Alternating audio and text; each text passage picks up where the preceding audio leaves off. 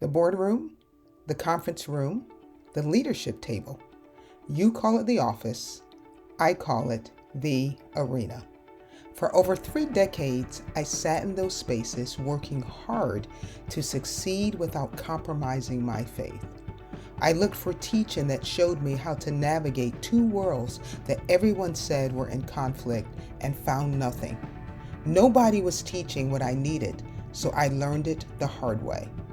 Now I am here to give you what I could not find. Welcome to In the Arena with Stephanie, where we do not balance faith and work, we harmonize them. This is the home of the authentic ambassadors, women who know they were not placed in their arenas by accident. They were sent. So let's go into the arena. I want to keep this one short today. If you're in a season where the thing you prayed for is now the thing that's stretching you, I want to talk about it. I want to talk about something that shows up more often than most people are willing to admit. The thing that shows up is that question. That question that says, did I get this wrong? And it shows up not necessarily because everything is falling apart, but sometimes things are actually going fine. It's just slower than you expected, or it's harder than you expected. It may even be less clear than you thought it would be when you first said yes to the assignment. But somewhere in the middle of all that, the questions start creeping in. Questions such as, did God really lead me here? Was this actually his direction, or was it just something that I wanted? One of the things I've noticed is that these thoughts seldom show up when you're sitting quietly with your Bible and maybe journaling or just meditating on it.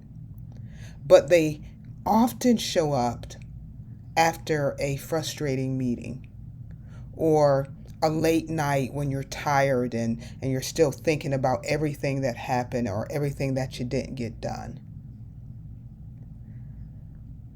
Sometimes they're waiting for you first thing in the morning.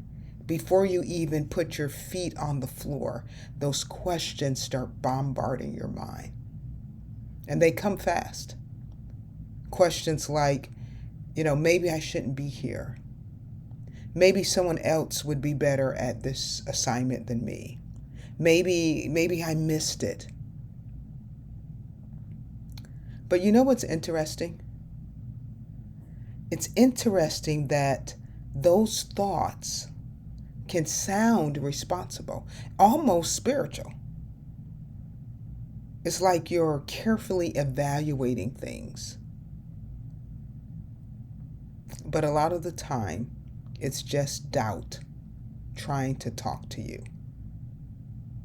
Paul says in 2 Corinthians chapter 10 and verse 5 that we're to take every thought captive and make it obedient to Christ. I love that he uses those words because every thought, not just some of them, not just the ones that may seem a little obvious to us, but he said every thought, take every thought captive and make it obedient to Christ. If you're like me, this verse has actually challenged me. It's challenged me over the years. It reminds me that not every thought deserves a seat at the table.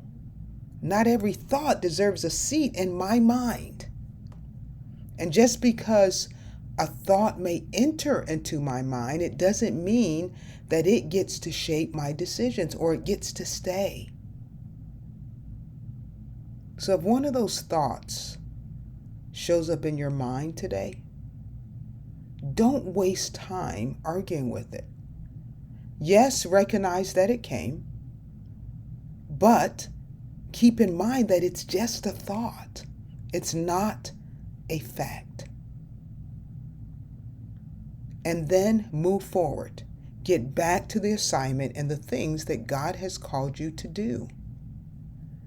You see, you don't have to prove yourself to your doubt every day. You don't have to answer every question that's thrown at you. And you definitely don't have to entertain every thought that pops into your mind. Sometimes obedience looks a lot less dramatic than we think. Sometimes it looks like showing up again tomorrow and continuing to do the thing that God already told you to do. As I've said many times, you were sent to your arena for a reason. So don't let doubt start writing or rewriting a story that obedience already settled. I'm going to say that again. Don't let doubt start rewriting your story that your obedience has already settled. You got this. You got this. You were sent there for purpose and for a reason, and you can do it. Well, that's all that I have for you today. I just wanted to leave you a short word of encouragement. I felt like there were some of the women in the audience who were allowing this doubt to just flood their minds at times when they felt like they were at their weakest or not at their strongest point. But I want to say to you, don't let it overtake your thoughts.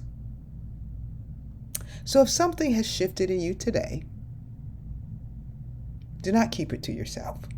Go ahead and share this episode with another woman in the arena who needs to hear it. You never know whose breakthrough is on the other side of you just hitting that share button. And if you have not already subscribed, go ahead and do that now.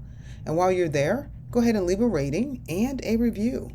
It only takes a few minutes and it helps us reach more women who are wrestling with this same question and need this conversation. And if you have not yet grabbed the Balanced Myth Playbook, the link is in the show notes. Go ahead and get that today. It's a quick read and I think you'll really enjoy it. Just remember, I am rooting for you, authentic ambassador. Your kingdom authority and your corporate influence, they're not in conflict. They never were. So go ahead and lead. I will see you in the next episode. Remember, stay in the arena.